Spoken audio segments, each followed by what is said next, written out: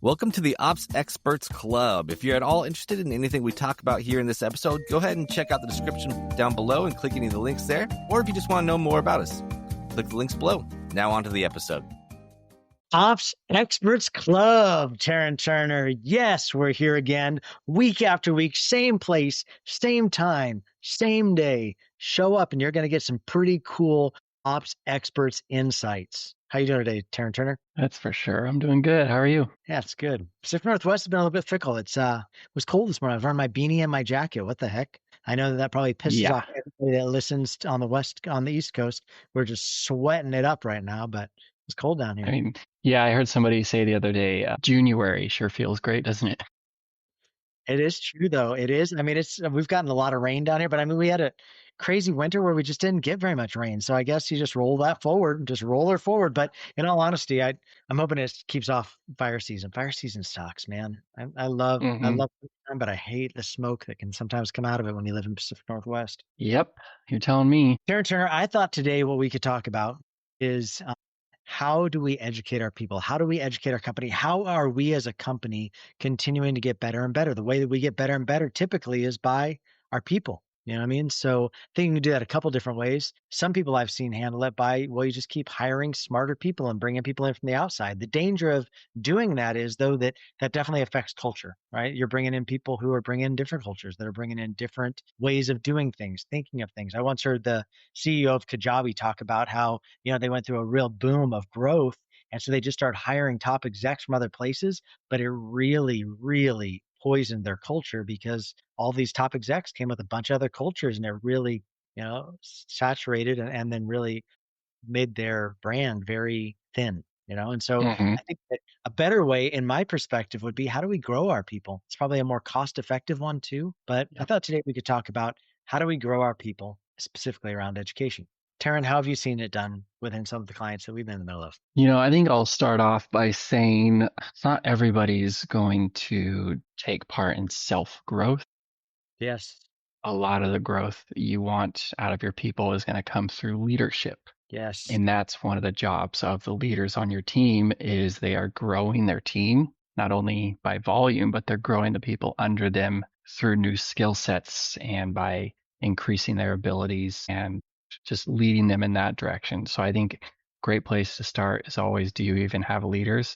Because if you're just a solopreneur, you probably don't have time to be managing growth in your people. You're just expecting them to do things. But leaders, they're going to be the ones that can take some time and set it aside and be raising up the people they're supposed to be leading. Terryn, I feel like you do this really, really well. So it's interesting that you bring that up as a starting point. I mean, listen, I don't want you to break your arm patting yourself on the back, but I will say, you do this really well within Collab team, where I'll watch you and I don't feel like I do this as well as you do, because a lot of times I'm tempted just to jump in and fix something or jump in and do something or jump in and be just a quick answer or something because I know the answer. Right? I am the Collab team. It all started with me, right? So it's like I'll find myself trying to be a quick answer, but a lot of times that's not helping us. That just makes me the one everybody's dependent on for whatever the situation is, And so the better solution, and the way I've seen you really do this well, is you take it as a learning opportunity. You're like, actually, let me show you how I would do that. And you actually pitch it over to them and you give it to them to go do it,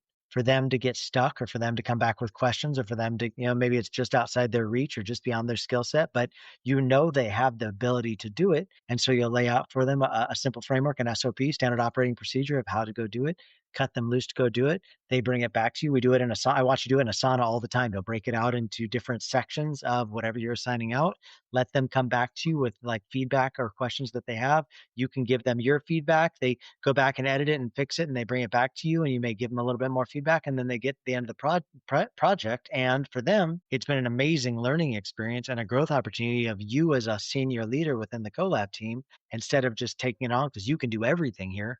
No, I'm going to give this person underneath me an opportunity to grow. I think that's good. Yeah, opportunity to grow and opportunity to fail, also equally as important to learn from. Well, I think too, you and I have been working lately, especially on, we had a couple of the tech guys on our team begin to pull back. One of them went into the military. Another of them wants to focus on a different end of his growth. And so it started creating this vacuum within the tech of Collab team. So we found a new guy that came in, Noah, who's been amazing. I love him. Shout out to Noah. But I'm always a little bit apprehensive of just throwing him neck deep into client facing stuff before, like, we test some chops, we give him some opportunities to test stuff. So we've been doing some internal growth in Collab team, and I've been having you just feed him some projects, but it's given him, experience within a platform, experience to bump up against some pain points. I love about you too that you don't just let them come back and ask you questions. You're like, hey, if I don't really know the answer to that specific thing, go and dig into customer support, go do the FAQ, reach out to customer support, let them guide you, and then bring me back what they have to say, which is great because that then keeps you from being the choking point, right? That they're not limited by your ability to pour into them. You've given them the tools, you've given them the opportunity. Some of that's going to be they need to go forage for themselves, and so I've just been really stoked on watching us take less consequential projects and using that as like testing ground, learning opportunities, culturing opportunities, like growing opportunities. And then, we've got a couple new accounts that I think I'm going to have you bring Noah in as your understudy. We do primaries and Hmm. secondary collab team where he'll be your secondary, where you'll take the lead on the account. And we've done this with other clients too, where we actually will give them the majority of the work, but they're going to tee up underneath you and you'll still guide them. But it's an opportunity for him to grow. But he's already cut his teeth on projects that were less consequential. Hmm. Yeah. And I'm working with some of the same people now where I previously told them to reach out to support, read the knowledge base articles, and now they come to me with a problem and they start with that. They're like, all right, this was the issue. I looked it up in their articles. I chatted with support. This is actually not possible. Now we can have a collaboration on, okay, what should we do? And now we can actually think through together what are some options. And it's another great spot to introduce the 131 method that Okay. also kind of guides people towards more self-learning. Is I don't just have an issue I'm bringing to you, but I have an issue and I've researched 3 possible solutions and I have one recommendation. They went out and did the self-learning to get to those recommended solutions. And so that's another way they're going to start learning too. Yeah. One problem, three solutions, one suggested outcome, and they bring that back to you. And then you as a leader, it's so much easier when hey, listen, don't lease out my brain to come up with your solution. Bring me back. You're the one facing this problem. Use your brain. Like come up with 3 good solutions and the one you recommend to me. And then I can, having much more experience than you, give you my insights that may shape what you decide to do. But that way you can lead multiple people because they're taking on the lift and you're just helping keep them going the right direction. I love that. I've also found in that same vein, so maybe we've talked about leaders and like mentoring. I think that's super important. Like, how do you create leaders that can then invest down into people and grow them up? I think also a great way that I've seen this work is huddles, creating team huddles where we begin to crowdsource knowledge base. You want to speak on that a little bit, Taryn, when it comes to creating a huddle within a department and how you've seen some wisdom applied there? Yeah, I mean, a huddle is basically bringing in the best minds. I mean, not necessarily the best minds. You're bringing in everybody responsible for a certain specific scenario Yeah. or project or deliverable, or anybody you know can have influence in the outcome. And so you're just kind of hive minding something together with everybody. Usually huddles are just little bite-sized meetings related to project management. So we've all got a specific project we're working on. We need to meet once a week just to come back together and collaborate. And so you get to learn from everybody else's point of view on the project, what issues they're experiencing, and get fresh insight from other people who haven't been looking at the same thing as you. If you've been staring at the same thing for 20 hours, you're going to be looking at it differently than somebody else who you're just talking to about it, who hasn't been staring at it. They can just give you some great insight and feedback into something you didn't even realize just because you're too deep. Yeah, no, I love that. I think that crowdsourcing knowledge is so good, right? And the beauty is it begins to take the weight off the leader too, right? Because we talked about mentoring and leaders, but your leader can begin to become choked out. Sometimes I've been worried about that for you, where it's like, is Taryn even able to do any of the doing anymore? Because so many people are teeing up underneath him to be able to get the things done. And does he even enjoy that as much? Does Taryn even enjoy like educating and mentoring people as much as he likes doing the dang deal? And wanting to keep your work life, or not work life, but your work balanced on the kind of work you enjoy doing too. I think it's important to mix it up. And I think huddles are a great way to do that. So the way we do them at Collab team is we'll do like a bi-weekly huddle based on department. Maybe it's the recruiting team, or maybe it's the tech team, or maybe it's the finance team, or the gap guys will get together, guys doing gap analyzers. And it's an opportunity to talk through projects they're in the middle of, right? So biweekly, they'll come together, they'll talk about their clients. Hey, tell me, how's it going with your client? What are some pain points you've been facing? And then they begin to learn how to, like there's some commisery in that, right? Right. They can complain or they can do whatever they want to do about, because we all like that, right? Where we can just come around the proverbial water, what's it called? Dispenser at the office, where we Whole.